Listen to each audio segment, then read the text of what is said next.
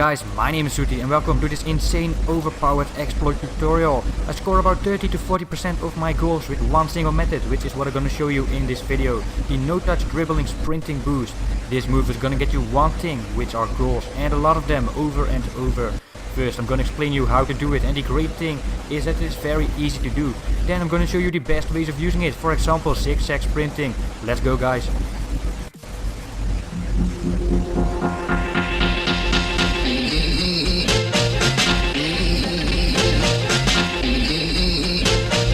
Probably the most efficient way of using this move is to go directly to the goal. But if you look at the no-touch dribbling, it's so slow with this big feint. So how do we use it that quickly? Well, the thing is, we do not want the feint. We do not want the feint. So how can we solve that?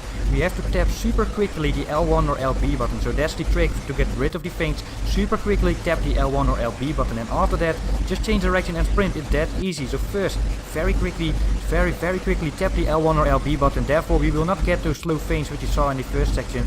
And then after you tapped it, so release it already, and then you change direction and you keep holding the sprint button. So first tap it very quickly, then change the direction, and you can just get one-on-one with the goalkeeper so easily. And this move is just gonna get you goals over and over. So it's very easy to do. Only tap the L1 or LB button, very quickly tap it right now, and then after that change direction quickly, and you're gonna get easy goals all over the place.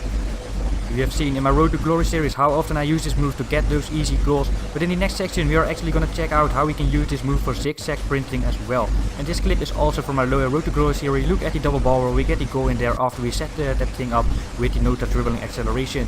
You can also use the no-touch dribbling acceleration a couple of times in a row to do some zigzag dribbling and confuse the opponent to the maximum. This is also one of the best ways of using it. Go up, go down, go up. The opponent can't follow this quick direction changes anymore, and trust me, it's just very hard to defend zigzag dribbling. We all probably know that zigzag dribbling is very hard to defend, and if you use it in this way with no-touch dribbling accelerations, it's going to be even harder for the opponent to defend, because this is the best way actually to use some zigzag dribbling with the no-touch dribbling sprinting boost indeed. And we can use it also even if the opponent is defending quite well. He's defending quite well, he still has to back off, and even then we can still get the goal in there. You can also use the zigzag dribbling to really get one-on-one with the goalkeeper. Look at Modric here, 4 times in a row actually we get one-on-one, but that is a terrible miss actually. Of course we can also use it the other way around, to go left and then go right again. We can also use it in this way to get into the box, so not only up and down but also left to right, like Modric right here. We get into the zone. This time we cross field, we are a little bit unlucky there, but here with Benzema we get some more luck. Left, right, left again, and we use a ball roll on top of that to confuse the opponent, and in the end it's gonna get us a goal again. The no-touch sprinting boost is also very good to use after a skill move. After you do a skill move you're usually quite slow, so we do this coupon here, and directly after that we use the no-touch dribbling sprinting boost.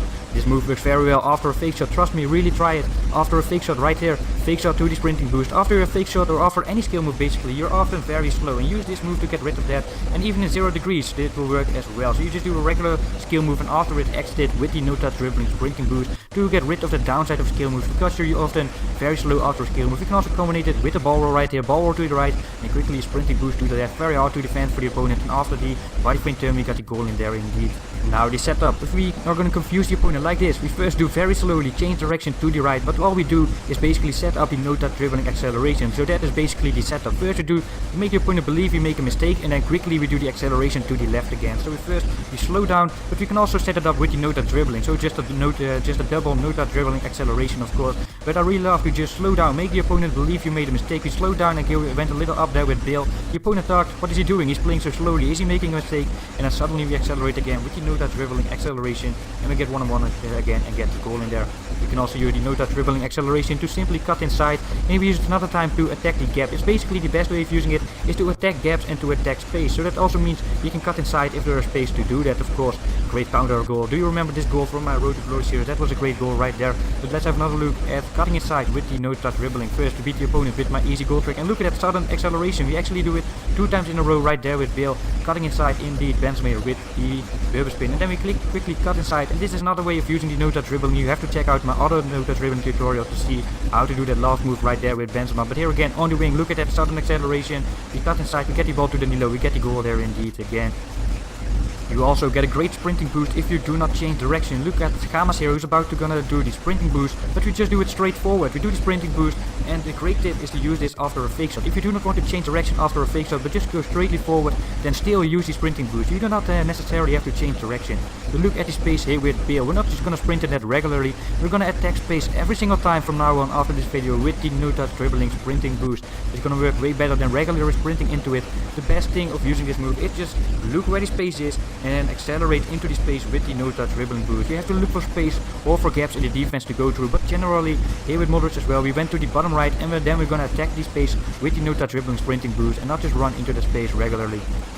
It's also a great move to attack the back line, not only at corner kicks. The first examples are going to be a lot of corner kicks, but generally this move is just great for attacking space, and if there's space at the back line, it's going to be great to attack the back line with this move as well. But now after this, we're going to see some examples where we do not use it after a corner kick, and then after we attack the back line, we can often cut back inside, usually passing it across the goal for easy tap-ins is great, but in Division 1, opponents are very good at defending, so we use it to attack the back line, but the opponent is good at defending, and then quickly cut inside back again. Here we use face-up dribbling to perform that, but we can use any move basically to attack.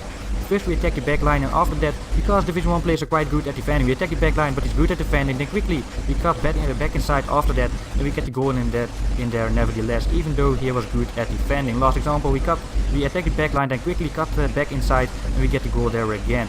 That is going to be the end of this tutorial, guys. I hope you enjoyed. If you did, make sure to drop a like and subscribe to my channel if you haven't yet. My name is Suki. See you next time.